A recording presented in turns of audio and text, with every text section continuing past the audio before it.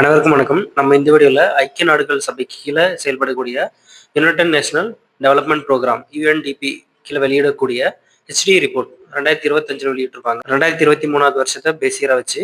So அதுல நம்ம India வந்து எத்தனாவது இடத்துல இருக்கு, என்னென்ன இடம் பிடிச்சிருக்கு அப்படின்றதெல்லாம் நம்ம வரிசையா பார்ப்போம். ஸோ நம்ம இந்தியா வந்து மனிதவள மேம்பாட்டு குறியீட்டுல அதாவது 2023வது வருஷத்தை பேசியரா வச்சு இந்த ரிப்போர்ட் வெளியிட்டிருக்காங்க. அப்போ 2023ல வந்து எத்தனாவது இடத்துல இருக்கு நம்ம இந்தியா மனிதவள மேம்பாட்டு குறியீட்டுல அப்படின்னா 130வது இடத்துல இருக்கு. இதுக்கு முன்னாடி வருஷம் 2022 பேசியரா வச்சு வெளியிட்ட ரிப்போர்ட்ல வந்து 133வது இடத்துல இருந்திருக்கும். நம்ம 3 இடம் முன்னேறி இருக்கும். 2022 காட்டிலும் 2023ல 3 இடம் முன்னேறி 130வது இடத்தை பிடிச்சிருக்கோம். மொத்தம் 193 நாடுகள் கொண்ட பட்டியல்ல நம்ம இந்தியா 130வது இடத்துல இருக்கு. மார்க் எவ்வளோ அப்படின்னு பார்த்தோம்னா 0.685 இந்த மதிப்பெண்ணை பெற்று நம்ம இந்தியா 130வது இடத்துல இருக்கு. நம்ம ஹெச்டி அப்படின்றது எதை பேஸா வச்சு நம்ம வெளியிடுவாங்க அப்படின்னா ஆயுட்காலம், சராசரி ஆயுட்காலம், சராசரி பள்ளி ஆண்டு, அதாவது அந்த நாட்டுல மாணவர்கள் வந்து எவ்வளவு வருஷம் டிராப் அவுட் ஆகாம ஸ்கூலிங் கம்ப்ளீட் பண்றாங்க அப்படின்றது ஒரு விஷயம். அதுக்கப்புறம் தனிநபர் வருமானம், வாழ்க்கை தரம் அப்படின்ற ஒரு விஷயம். அதையும் இது 3 இண்டிகேட்டர்ஸ் வச்சுதான் நம்ம ஹெச்டி ரிப்போர்ட்டை வெளியிடுது. ஸோ அந்த 3 இண்டிகேட்டர்ஸ் பார்த்தோம் இல்லையா, அந்த 3 இண்டிகேட்டர்ஸ்ல அந்த குறிகாட்டிகளை நம்ம எவ்வளவு முன்னேறி இருக்கோம் அப்படின்றத நம்ம அடுத்தடுத்து பார்ப்போம். ஆயுட்காலம் வந்து இந்தியாவில் சராசரியா எவ்வளவு இருக்குன்னா 72 வருஷம் அப்படின்றது 2023வது வருஷத்துல ஹெச்டி சொல்லியிருக்கு. அதுக்கப்புறம் கல்வி, எதிர்பார்க்கப்படும் பள்ளி ஆண்டுகள், அதாவது எக்ஸ்பெக்டட் இயர்ஸ் ஆஃப் ஸ்கூலிங் எவ்வளவா இருக்குன்னா 13 வருஷமா இருக்கு. அதுவே சராசரி பள்ளி படிப்பு ஆண்டுகள்னு பார்த்தோம்னா எவ்வளவு வருஷம் இவங்க நம்ம எக்ஸ்பெக்ட் பண்றது 13 வருஷம். ஆனா எவ்வளவு வருஷம் தான் இவங்க வந்து டிராப் அவுட் ஆகாம படிக்கிறாங்கன்னா 6.9 வருஷம் நம்ம இந்தியாவில் வந்து சராசரியா 6.9 வருஷம் படிக்கிறாங்க. தனிநபர் வருமானம் எவ்வளவு இருக்கு நம்ம இந்தியாவில் டாலர்ல பார்த்தோம்னா $9,046 இருக்கு. ஸோ நம்ம இந்தியாவோட ரேங்க் பார்த்துட்டோம். உலக அளவில் வந்து ஃபர்ஸ்ட் பிளேஸ், செகண்ட் பிளேஸ் அப்படின்னு இருக்கும் இல்லையா. ஃபர்ஸ்ட் பிளேஸ் வந்து ஐஸ்லாந்து பிடிச்சிருக்கு, 0.972 அப்படின்ற மார்க் வச்சு ஃபர்ஸ்ட் பிளேஸ் பிடிச்சிருக்கு. செகண்ட் பிளேஸ்ல நார்வே இருக்கு, தேர்ட் பிளேஸ்ல சுவிட்சர்லாந்து இருக்கு. அதுக்கடுத்து தெற்காசிய நாடுகள்ல நம்ம அண்டை நாடுகள் அப்படின்னு பார்த்தோம்னா சீனா வந்து 75வது இடத்துல இருக்கு, இலங்கை வந்து 78வது இடத்துல இருக்கு, வங்கதேசம் பார்த்தீங்கன்னா நம்மளோட ரேங்கே தான் 130வது இடத்துல இருக்கு, பாகிஸ்தான் 168வது இடத்துல இருக்கு, நேபாளம் 145வது இடத்துல இருக்கு. ஜஸ்ட் இது தெரிஞ்சுக்கிட்டா போதும். ஸோ இப்போ நம்ம வந்து ஷார்ட்டா இந்தியாவோட ரேங்க் என்ன, சராசரி ஆயுட்காலம், வாழ்க்கை தரம் எவ்வளோ அப்படின்றத இந்தியாவோட பாயிண்ட் ஆஃப் வியூல ஷார்ட்டா பார்த்தோம். இப்போ ஹியூமன் டெவலப்மெண்ட் ரிப்போர்ட் 2025 ஷார்ட்டா நம்ம அனலைஸ் பண்ண போறோம். இதுல வந்து ஹெச்டி ரிப்போர்ட், அதுக்கப்புறம் பாலின இடைவெளி குறியீடு, பாலின முன்னேற்ற குறியீடு, நிறைய ரிப்போர்ட்ஸ் வந்து இதோட சேர்த்து வெளியிட்டிருக்காங்க. ஸோ அதெல்லாம் ரொம்ப முக்கியமான ஒரு பாயிண்ட். ஏன்னா நம்ம அந்த பாலின இடைவெளி குறியீடு, பாலின முன்னேற்ற குறியீடு, அப்புறம் மல்டி டைமென்ஷனல் பாவர்ட்டி இண்டெக்ஸ்னு சொல்லி பலபரிமாண வறுமை குறியீடு, இதெல்லாம் நம்ம இந்தியா எத்தனாவது இடத்துல இருக்கு அப்படின்றதெல்லாம் ரொம்ப ஒரு முக்கியமான விஷயம். ஸோ இதெல்லாம் நம்ம அடுத்தடுத்து பார்ப்போம். ஸோ 2025 ஹெச்டி ரிப்போர்ட்டோட தீம் என்னன்னு பார்த்தோம்னா a matter of choice, people and possibilities in the age of AI. அதாவது ஏஐ யுகத்துல மக்களும் வாய்ப்புகளும் அப்படின்றது தான் 2025 ஹெச்டி ரிப்போர்ட் உண்டான தீம். ஸோ நம்மளுக்கு தேவையான கண்டென்ட் வந்து லாஸ்ட்ல தான் இருக்கும்.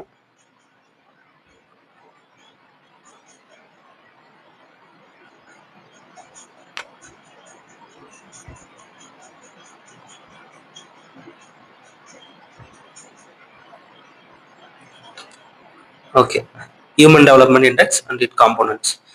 நம்ம ஃபர்ஸ்ட் பிளேஸ்ல என்ன இருக்குன்னு பார்த்தோம், எந்த நாடு இருக்குன்னு பார்த்தோம், ஐஸ்லாந்து இருக்குன்னு பார்த்தோமா.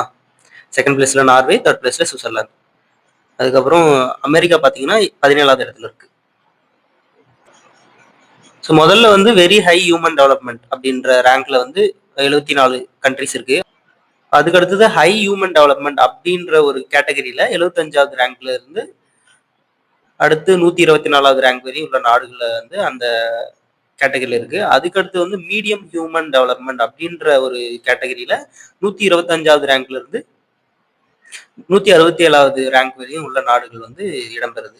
இப்போ நம்ம இந்தியா பார்த்தீங்கன்னா மீடியம் ஹியூமன் டெவலப்மெண்ட் அப்படின்ற ரேங்க்குள்ளதான் இருக்கு, நடுத்தர நிலையில இருக்கும் அப்படின்றது இது காட்டுது. நம்மளோட வேல்யூவை பார்த்தோம்னா 2023வது வருஷத்துல ஹெச்டியில் நம்மளோட வேல்யூ வந்து 0.685 அப்படின்றது நம்மளோட மதிப்பெண்ணா இருக்கு. லைஃப் எக்ஸ்பெக்டன்சி அப்படின்றது எவ்வளோ வருஷமா இருக்குன்னா 72 இயர்ஸா இருக்கு. எக்ஸ்பெக்டட் ஸ்கூலிங்ஸ் எத்தனை வருஷமா இருக்குன்னா 13 வருஷமா இருக்கு. ஆனால் மீன்வைல் நம்ம எவ்வளோதான் நம்ம ஸ்கூலிங் அட்டன் பண்றோம் அப்படின்னு பார்த்தோம்னா 6.9 இயர்ஸா இருக்கு. பெர் கேபிட்டா இன்கம் அப்படின்றத நம்ம பார்த்தோம்னா தனிநபர் வருமானம் வந்து $9,047 இருக்கு. ஸோ நம்ம போன வருஷம் அதாவது 2024 வெளியிட்ட ரிப்போர்ட்ல 2022 இயரை பேஸ் இயரா வச்சு வெளியிட்ட ரிப்போர்ட்ல 133வது இடத்துல, அதாவது 133வது ரேங்க் பிடிச்சிருந்தது. அதுக்கப்புறம் நம்ம 3 இடம் முன்னேறி தான் 130வது இடத்துக்கு நம்ம போயிருக்கோம். ஸோ லாஸ்டா இருக்கிற 5 கண்ட்ரிஸ் என்னன்னு பார்த்தோம்னா Niger, Chad, Central African Republic, Somalia, South Sudan. So ஒரு வருஷம் இந்த சோமாலியா, சவுத் சூடான் தான் கடைசி கண்ட்ரிஸாவே வரும். அதுக்கப்புறம் ஹியூமன் டெவலப்மெண்ட் ட்ரெண்ட் எப்படி இருக்கு, 1990ல இருந்து 2023 வரையும் ட்ரெண்ட் எப்படி இருக்குன்றத இந்த ஒரு சார்ட்ல சொல்லியிருக்காங்க. நம்ம இந்தியாவோட ட்ரெண்ட் பார்ப்போம். 1990ல 0.446 அப்படின்ற மார்க் பெற்றிருக்கு நம்ம இந்தியா. அதுக்கப்புறம் படிப்படியா மார்க் அதிகரிச்சுதான் 2015ல இருந்து 23 வருஷத்துக்குள்ள அந்த இடைப்பட்ட வருஷத்துல 5 இடம் நம்ம இந்தியா முன்னேறி இருக்கு. 1990ல இருந்து 2023 வரை பாத்தீங்கன்னா பர்சன்டேஜ் பேஸ்ல நம்ம ஹெச்டிஎல் எவ்வளவு முன்னேற்றம் அடைஞ்சிருக்கோம் அப்படின்னு பார்த்தோம்னா 1.31% நம்ம முன்னேற்றம் அடைஞ்சிருக்கோம். பாலின முன்னேற்ற குறியீடு ஜெண்டர் டெவலப்மெண்ட் இண்டெக்ஸ், இதுல நம்ம இந்தியா வந்து எத்தனாவது இடத்துல இருக்குன்றத பார்ப்போம். இந்தியாவோட அதாவது இது குரூப் வைஸா பிரிச்சிருப்பாங்க. 1, 2, 3, 4, 5 அப்படின்னு சொல்லிட்டு ஃபர்ஸ்ட் குரூப்ல இருந்துச்சுன்னா அங்க வந்து ஜெண்டர் டெவலப்மெண்ட் வந்து அதிகமா இருக்குன்னு அர்த்தம், நல்ல முன்னேற்றத்துல இருக்கு அப்படின்னு அர்த்தம். பின்னாடி போக போக அந்த ஜென்ரல் டெவலப்மெண்டோட முன்னேற்றம் அப்படின்றது பின்தங்கி இருக்கு, கீழ்நிலை அடைஞ்சிருக்கு அப்படின்றது அர்த்தம்.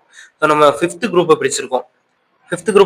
அப்படின்னு பாக்குறப்போ ரொம்ப ஜெண்டர் டெவலப்மெண்ட்ல பின்தங்கி இருக்கும் அப்படின்றது இது காட்டுது. நம்மளோட மார்க் பார்த்தோம்னா 0.874 அப்படின்றது தான் நம்மளோட மார்க். ஸோ லைஃப் எக்ஸ்பெக்டன்சி எவ்வளவா இருக்கு ஃபீமேலுக்கு மேலுக்கு அப்படின்னு பார்த்தோம்னா 2023வது வருஷத்துல பெண்களுக்கு பார்த்தோம்னா 73.6 ஆண்டுகளாகவும் ஆண்களுக்கு 70.5 ஆண்டுகளாகவும் இருக்கு. ஸோ ஸ்கூலிங்ஸ் வந்து அவங்க எத்தனை வருஷம் ஆண்கள் பெண்கள் எத்தனை வருஷம் அட்டன் பண்றாங்க அப்படின்னு பார்த்தோம்னா பெண்கள் வந்து 5.8 வருஷமும் ஆண்கள் வந்து 8 வருஷமும் அட்டன் பண்றாங்க.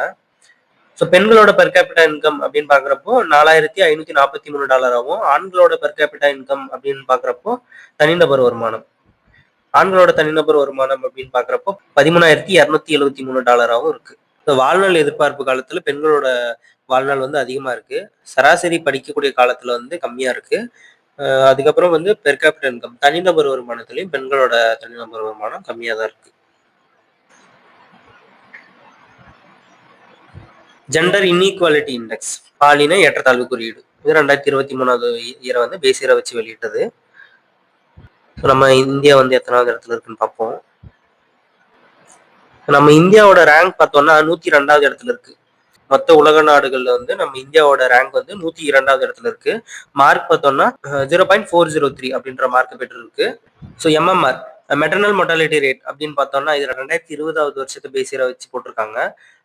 மெட்டர்னல் மொர்டாலிட்டி ரேட் அப்படின்னு பார்த்தோம்னா 1,00,000 பிரசவம் நடக்குதுன்னா அதுல எத்தனை பெண்கள் வந்து அந்த பிரசவத்துல இறக்குறாங்க அப்படின்றது தான் நம்ம எம்எம்ஆர் அப்படின்னு சொல்லி ஒரு குறியீடு சொல்லுவோம். அது வந்து 2020வது வருஷத்துல நம்ம இந்தியாவில் வந்து 1,00,000 பிரசவம் நடக்குதுன்னா அதுல வந்து 103 தாய்மார்கள் வந்து இறக்குறாங்க, 103 கர்ப்பிணிகள் பிரசவத்தின்ல இறக்குறாங்க அப்படின்றது இந்த ரிப்போர்ட்ல சொல்லியிருக்காங்க. அதுக்கப்புறம் நம்ம பார்லிமெண்ட்ல வந்து எத்தனை சீட்ஸ் விமன்ஸ்க்கு ஷேர் பண்றோம் அப்படின்னு பார்த்தோம்னா இது வந்து பர்சன்டேஜ்ல சொல்லியிருக்காங்க. 14.8% அளவுக்கு நம்ம சீட்ஸை வந்து பார்லிமெண்ட்ல ஷேர் பண்றோம் பெண்களுக்கு. மல்டி டைமென்ஷனல் பாவர்ட்டி இண்டெக்ஸ், பல பரிமாண வறுமை குறியீடு, இது வந்து டெவலப்பிங் கண்ட்ரிஸ்க்கு மட்டும் வெளியிட்டிருக்காங்க. ஏன்னா டெவலப்டு கண்ட்ரிஸ்க்கு தேவையில்லை இல்லையா, அங்க வந்து டெவலப்டு கண்ட்ரிஸ்னாலே இங்க வந்து பாவர்ட்டி வந்து அவ்வளவா இருக்காது. ஸோ வந்து டெவலப்பிங் கண்ட்ரிஸ்க்கு தான் இந்த இண்டெக்ஸ் வந்து ரொம்ப முக்கியமா தேவை. ஸோ நம்ம இந்தியா வந்து இதுல எத்தனாவது இடத்துல இருக்கு, எந்த நிலையில இருக்குன்னு நம்ம பார்ப்போம். மல்டி டைமென்ஷனல் பாவர்ட்டி வந்து நம்ம இந்தியாவில் எத்தனை பர்சன்டேஜ் இருக்குன்னா 16.4% இருக்கு. சிவியரா மல்டி டைமென்ஷனல் பாவர்ட்டி இண்டெக்ஸ் எத்தனை பர்சன்டேஜ் இருக்குன்னா 4.2% இருக்கு. அதாவது ஓவராலா காமனா பார்த்தோம்னா 16.4%. அந்த மக்கள் தொகையிலேயே வந்து ரொம்ப சிவியரா பாப்புலேஷன்லேயே ரொம்ப சிவியரா இருக்கக்கூடிய மல்டி டைமென்ஷனல் பாவர்ட்டி வந்து 4.2% இருக்கு அப்படின்னு சொல்றாங்க. மக்கள் தொகையில இருக்கக்கூடிய 18.7% பேர் வந்து மல்டி டைமென்ஷனல் பாவர்ட்டி, அதாவது வறுமை, பல பரிணாம வறுமையில தள்ளப்படுற நிலையில இருக்காங்க. அப்படின்றத சொல்லியிருக்காங்க. பாருங்க, population vulnerable to multi dimensional poverty. 18.7% பேர் வந்து பாவர்ட்டிக்குள்ள தள்ளப்படுற நிலையில இருக்காங்க, வறுமைக்குள்ள தள்ளப்படுற நிலையில இருக்காங்க அப்படின்றத இந்த இடத்துல சொல்லியிருக்காங்க. Contribution of deprivation in dimension of overall multi dimensional poverty, அதாவது health, education, standard of living, இது சார்ந்து பாக்குறப்போ பாவர்ட்டிக்கு வந்து வறுமைக்கு இது எத்தனை சதவீதம் தனித்தனியா எவ்வளவு கான்ட்ரிபியூட் பண்ணுது அப்படின்றத கீழே சதவீதத்தை அடிப்படையில சொல்லியிருக்காங்க.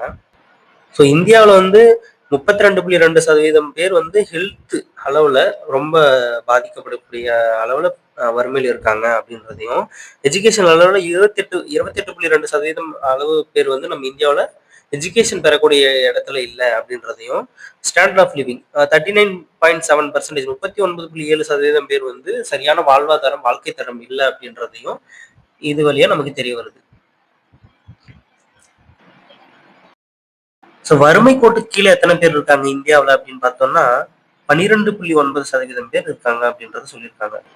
அதாவது இது வந்து 2012 டு 2023 வருஷத்துக்குள்ள, இந்த வருஷத்துக்கு இடைப்பட்ட அளவுல எத்தனை பேர் வந்து வறுமை கோட்டுக்கு கீழே பாதிக்கப்பட்டிருக்காங்க அப்படின்னு பார்த்தோம்னா 12.9% பேர்.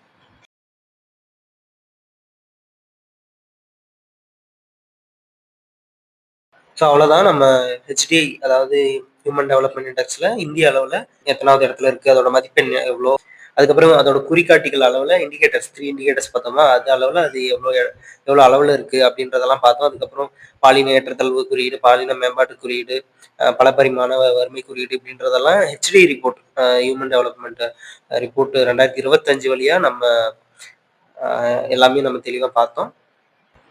ஸோ அடுத்தடுத்து உங்களுக்கு என்ன வேணுன்றதை நீங்கள் கமெண்ட்ல சொல்லுங்க.